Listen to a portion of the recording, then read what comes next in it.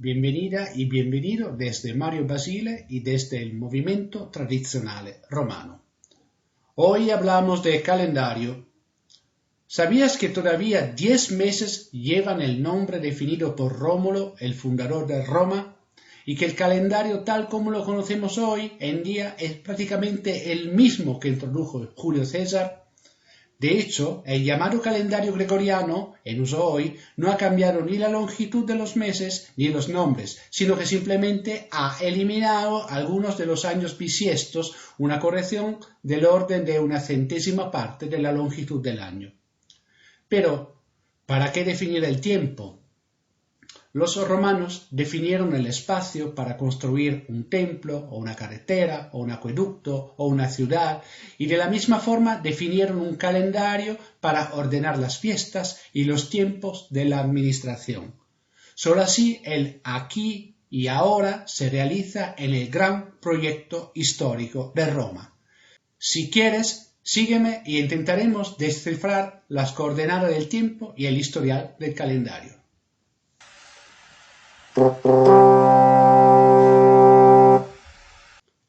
¿Qué día es hoy? Esta pregunta es aparentemente fácil porque basta mirar la hora en el teléfono móvil o en el reloj para obtener la respuesta. Pero en los albores de la historia este no era el caso. Piénsalo, hubo un periodo antes de la introducción del calendario donde la pregunta ¿qué días es hoy? Ni siquiera tenía sentido, porque para poder contestar a esta pregunta se precisa una referencia. Bueno, ¿cómo se construye esta referencia? ¿Cómo se construye un calendario? Bueno, en primer lugar, el paso del tiempo está marcado por el ritmo más evidente, la alternancia del día y la noche. Aparte de decidir el punto de referencia sobre cuándo empezar, el día solar dura en promedio 24 horas. Los babilonios comenzaban el nuevo día con la salida del sol, los griegos con la puesta del sol. Los romanos consideraban la medianoche como lo hacemos hoy, aunque probablemente no tenía mucha precisión. Dejamos el conteo de horas para otra lección. Si contamos los días secuencialmente, uno tras otro, sin identificar una agrupación o un ciclo más grande, no podemos hablar de un calendario, porque debemos recurrir a otro ritmo natural para definir un ciclo de tiempo. De momento omito el ciclo nundinal o semanal porque son periodos arbitrarios fijados por conveniencia y no de origen astronómico. El ciclo de tiempo más evidente tras la alternancia del día y la noche es el ciclo de las fases lunares, que se deben al ángulo entre la luz incidente del Sol y la observación desde la Tierra. Así lo conocían los antiguos. En promedio, este periodo es de unos 29 días, 12 horas y 44 minutos y se denomina mes sinódico. Como puedes ver, es molesto que el mes no tenga una cantidad entera de días, por lo que los meses basados sobre las fases lunares no pueden tener la misma duración en días. ¿Cómo hicieron los primeros romanos? Bueno, observaban la luna y establecían la duración del mes. El mes comenzaba con la luna nueva, que es cuando aparece la primera hoz afilada de la luna antes de la puesta del sol. Ese es el día de las calendas, dedicado a Juno por su aspecto lunar.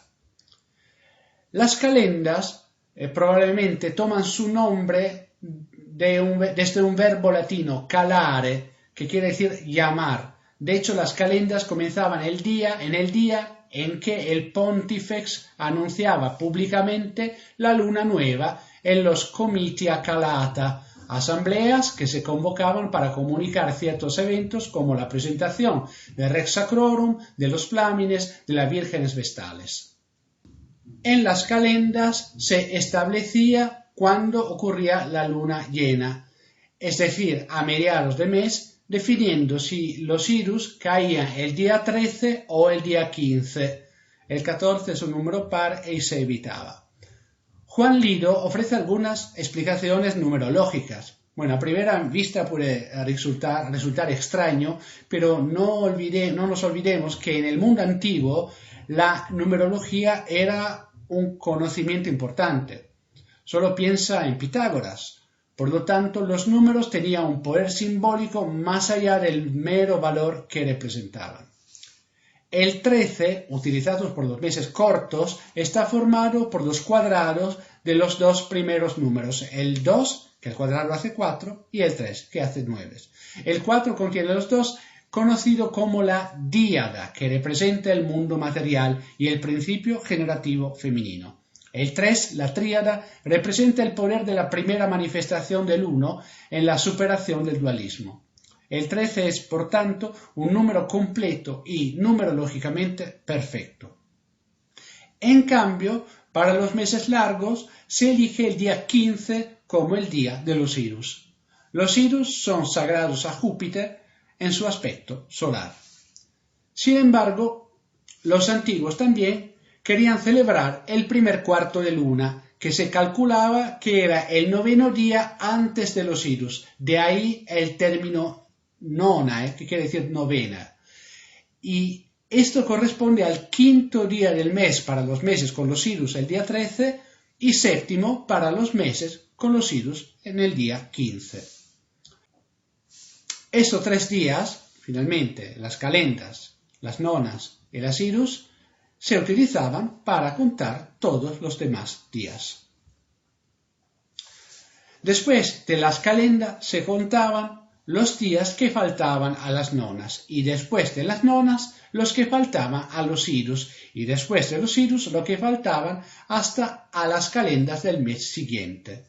Pero es necesario prestar atención a la forma romana de contar, que cuenta con números ordinales, no con números cardinales. Imaginemos que es el 30 de mayo. Para nosotros, desde el 30 al 1 de junio, 30, 31, 1, son 2 días. Bueno, pero si se hace la cuenta atrás utilizando números ordinales, el 1 de junio es el primer día, el 31 es el segundo, el 30 es el tercer día. Así que el 30 de mayo es el tercer día antes de la calendas de junio. Los Irus se fijan el día 13 del mes, con excepción de marzo, mayo, julio y octubre, cuando los Irus ocurren el día 15, que son los meses largos.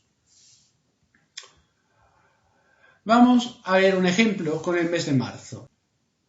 El primer día cae la calendae martiae, donde se utiliza la capa en lugar de la C, porque es un arcaísmo del alfabeto. Inicialmente, de hecho, la C se usaba para indicar el sonido de la G dura, y por eso los nombres aún conservaban la grafía antigua.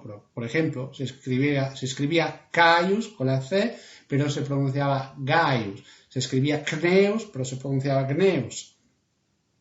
El segundo día aparece como ante diem sextum nonas martias, el sexto día antes de la nona de marzo. Sigue el quinto, el cuarto, el tercero. No se utiliza el segundo, se dice pridie nonas martias, el día anterior a la nona de marzo, y luego caen las nonae martiaes. Después de la nona se comienza de nuevo con ante diem octavum idus martias, y así hasta idus martiae. Entonces se comienza de nuevo con la cuenta atrás para las calendas del mes siguiente, ante diem decimum septimum calendas apriles, y así sucesivamente hasta pridie calendas apriles, y luego comienza el nuevo mes con calendae apriles. Después de ver los días y los meses, podemos encontrar un periodo aún más largo al observar el movimiento del Sol, que se repite cíclicamente como un anillo. De anillo, annulus, sale la palabra año también.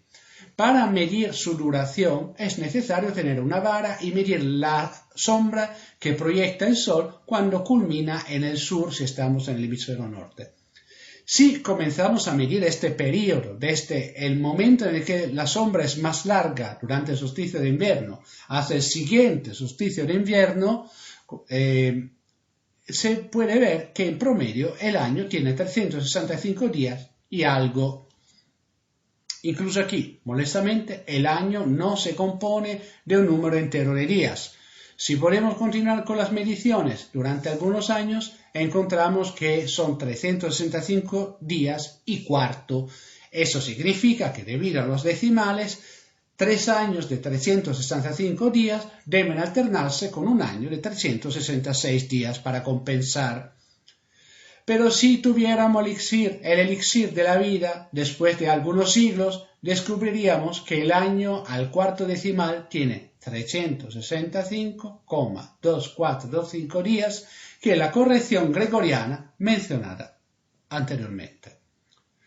Pero el gran problema surge cuando queremos encajar los meses lunares en el año solar, porque si queremos hacer que la luna nueva de marzo coincida con el comienzo del año y cuente 12 meses sinódicos, encontramos que el año lunar es unos 11 días más corto que el año solar. El desafío en la Edad Antigua fue alinear el calendario lunar con el calendario solar.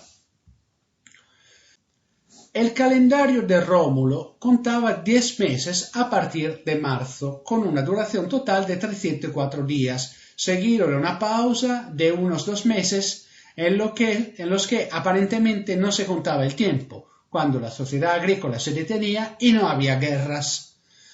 Algunas teorías quieren identificar en la duración de 10 meses el legado de un hipotético origen hiperbóreo de los antepasados de los romanos.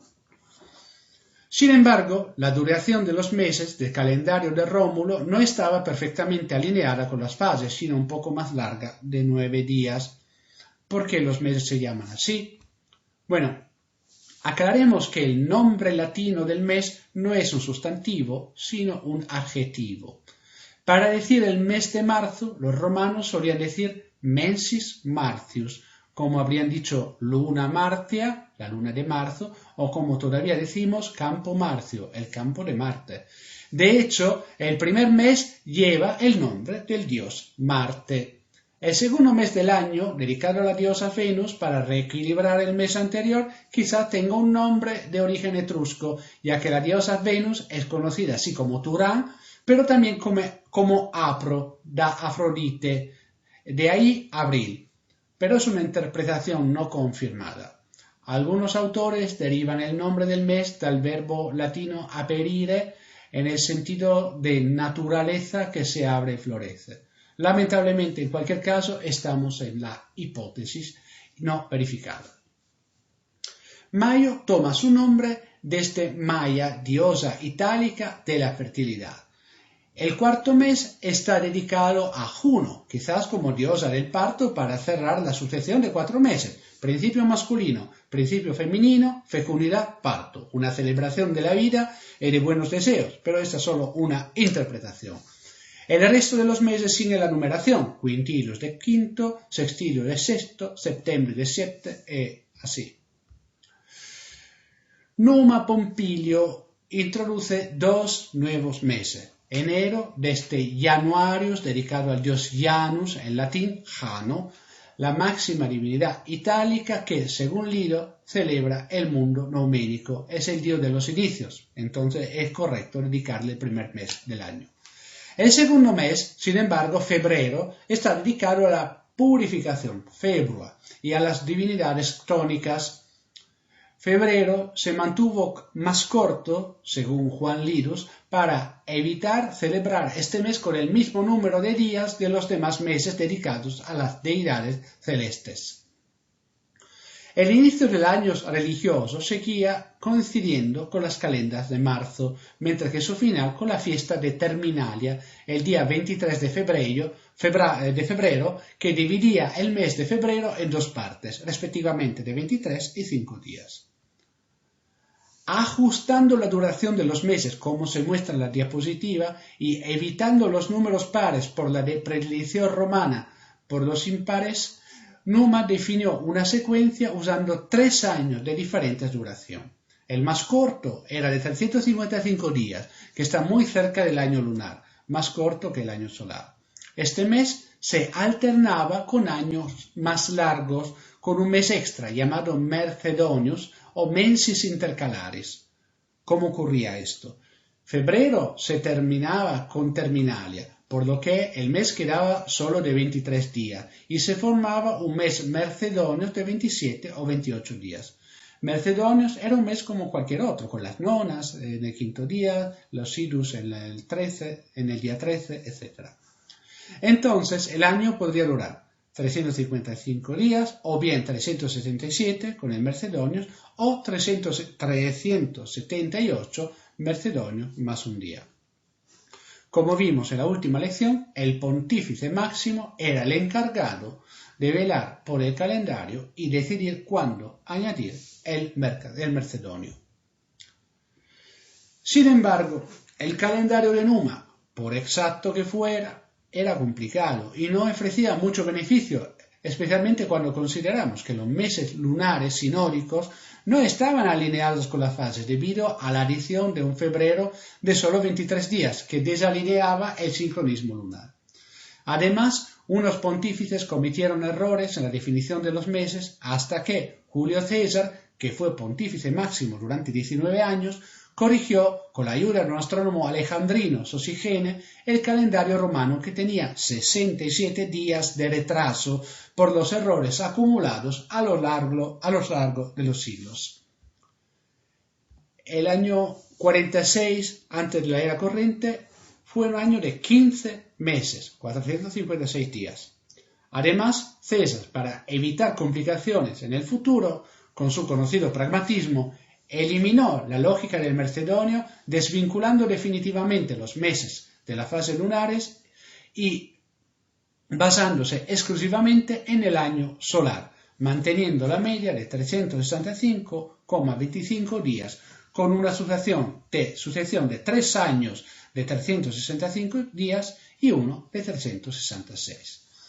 El día extra del año con 366 días se añadía justo después del terminalia el 24 de febrero, es decir, después de ante diem sextum calendas Marcia, y se llamó ante diem bis sextum calendas Marcia. De ahí el año que fue llamado precisamente bisiesto, como lo seguimos llamando hoy.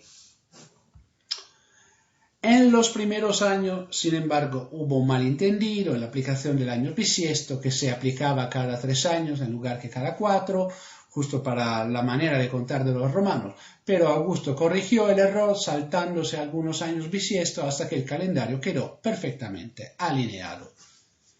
Cabe señalar que el calendario juliano era tan preciso que operó sin correcciones durante casi 1600 años, hasta 1582, cuando se pasó desde el 4 al 15 de octubre con un desfase de 10 días con respecto al año tropical, o al año trópico. Los meses de hoy mantienen la misma duración establecida por el divino Julio, excepto que el emperador Augusto cambió el nombre de Quintilius a Julius, Julio, en honor de Julio César, su padre adoptivo, y el mes de Sextilius fue dedicado el 8 antes de la era corriente al emperador Augusto por el Senado, convirtiéndose así en agosto. Y la serie de emperadores habría continuado si el sucesor de Augusto, Tiberio, no hubiera detenido al Senado, que quería dedicarle septiembre respondiendo: ¿qué harán cuando esté el emperador número 13? Si no tuviste dolor de cabeza o mareos al calcular el tiempo, entonces podemos enfrentar la última pregunta. ¿Qué calendario usamos hoy para las prácticas rituales? Como MTR seguimos con el calendario juliano con la corrección.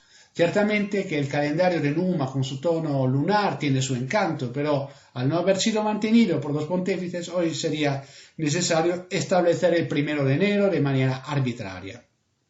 Sin embargo, usando el calendario actual es fácil volver rápidamente a la fecha romana. Habría mucho más que decir sobre los ciclos lundinales y semanales, o sobre los 10 comitiales, los fasti, etc., pero lo remitimos a otra discusión porque ya hemos tratado bastante temas por hoy. Así, gracias por seguirnos pacientemente hasta aquí. La próxima vez veremos las celebraciones de los distintos meses. Vale bene, empaque de oro.